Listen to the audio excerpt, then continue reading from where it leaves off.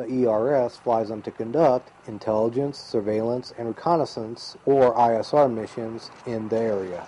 We take off. Once we're airborne, our two primary things that we do is we set up the comm link between here and back in the U.S., and then we also check the laser. We can do strategic ISR, looking for the big fish out there. We can do the tactical ISR, watching either watching our forces.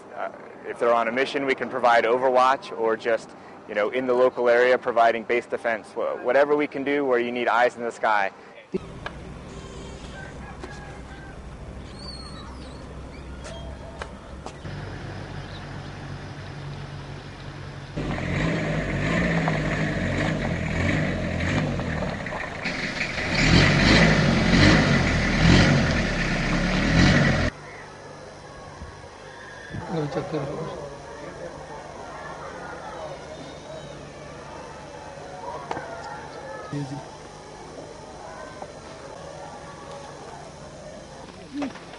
تو زمانه من سیده ها